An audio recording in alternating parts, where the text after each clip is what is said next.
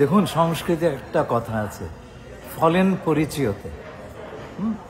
আপনি ফল দেখলেই বুঝবেন যে কাজটা ঠিক হয়েছে কিনা। আমরা তো ফল আনলাম, হ্যাঁ, এবং আমরা যেটা আনলাম আমাদের প্রতিযোগীদের যে রেঞ্জে, সেই রেঞ্জেই। এখন কম্পিটেন্স নিয়ে প্রশ্ন তোলার কারণটা আমি কিন্তু নিজেও বুঝিনি। একটা হতে পারে এটা যে নিছক শুল্ক চুক্তি নয়, এইটা সম্পর্কে সম্ভবত সম্যক ধারণা ছিল না। হ্যাঁ, এটা কেবল যদি এমন হতো আমরা আমাদের ডিউটিগুলি অ্যাডজাস্ট করে নিচ্ছি আমেরিকান প্রোডাক্টের জন্য, তাহলে পরে এই কাজটা কিন্তু আমরা দুবেলাতেই করে ফেলতে পারতাম। এখানে চারটা জিনিস প্রত্যেকটা দেশকে করতে হয়েছে, শুধু আমাদের নয়। একটা হচ্ছে, হ্যাঁ, আপনার ট্যারিফ রেটগুলো অ্যাডজাস্ট করতে হয়েছে আমেরিকান প্রোডাক্টের উপরে। 2 নম্বর, যে প্রধান বিষয়টা হচ্ছে আমেরিকার যে ট্রেড ডেফিসিট আছে অন্যান্য দেশগুলোর সাথে, সেটা প্রেসিডেন্ট ট্রাম্প কমাতে চাচ্ছে।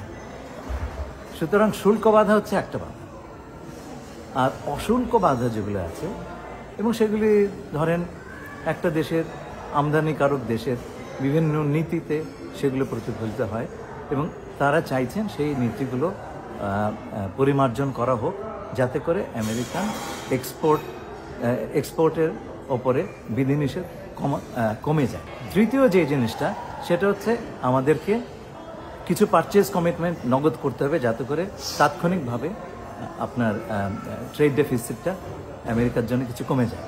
চতুর্থ,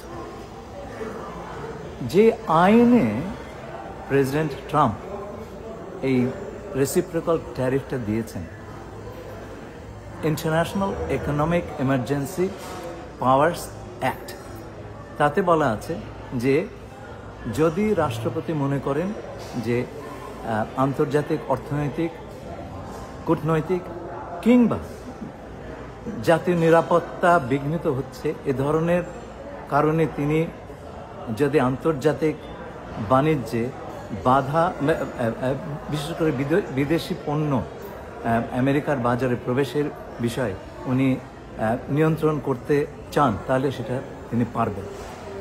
ওই আইনে কিন্তু ন্যাশনাল সিকিউরিটির কথাটা আছে। যারা শুরু থেকে এই বিষয়টি পর্যালোচনা করেছেন তারা জানতেন।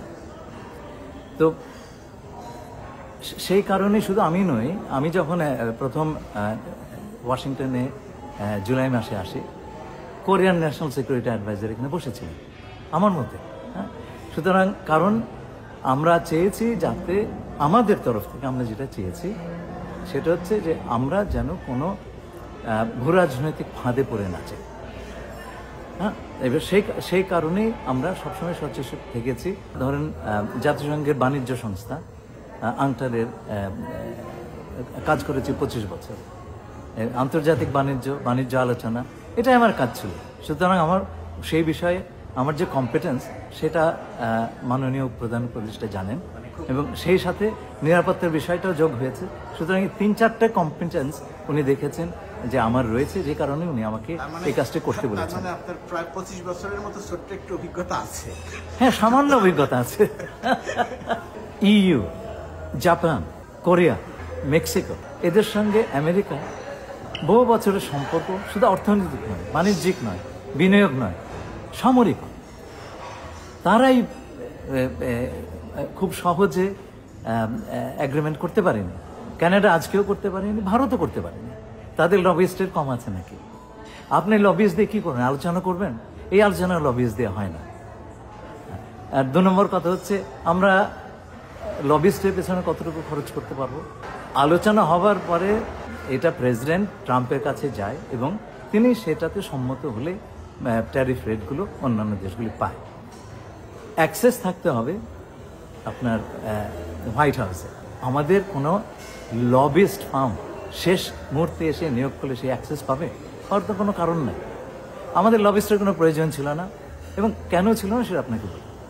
সেটা হচ্ছে যে আমরা আমাদের যে ভবিষ্যৎ পণ্য, আমেরিকান পণ্য ক্রয়, সেটা আমরা করতে চাচ্ছি এই দেশের কৃষি পণ্য, গম হোক, সেটা তুলা হোক, সয়াবিন হোক। হ্যাঁ, এবং এই যে আপনার কৃষির যে লবি, অত্যন্ত শক্তিশালী লবি ওয়াশিংটনে। দেখুন আমি তারাই যখন কি আমাদের জন্য লবি করেছেন ওই হ্যাঁ, আমরা তাদের সঙ্গে অনেকবার বসেছি, আজকেও আমরা তাদের সঙ্গে বসবো, এবং তারা আমাদের জন্য বলেছেন, সব জায়গাতে বলেছেন, এর চাইতে শক্ত লবি আমরা পাই না, আমাদের নেই।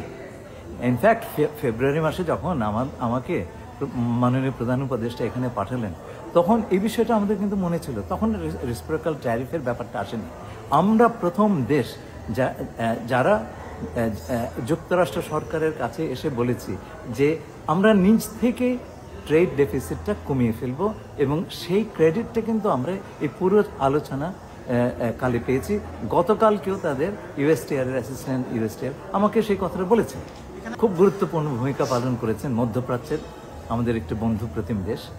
শেষ আলোচনা রাউন্ড সেটা আসবার সময় আমি সে দেশে 12 ঘন্টা কাটিয়েছি, এবং তারা সর্বোচ্চ পর্যায়ে আমাদের জন্য বলেছেন, এবং সেটা হয়তোবা আমরা যে আলোচনা সম্পূর্ণভাবে শেষ করার আগে একটা রেট পেয়ে গেলাম, সেইটা তাদের সেই বদান্যতাটা কাজে লেগে। যখন মাননীয় প্রধান উপদেষ্টার কথাই বললেন, আমি এক্সপ্লিসিটলি বলতে চাচ্ছিলাম না, তবু বলি তবু বলি এইটুকু বলি, উনি এদেশে কংগ্রেশনাল মেডেল পেয়েছিলেন।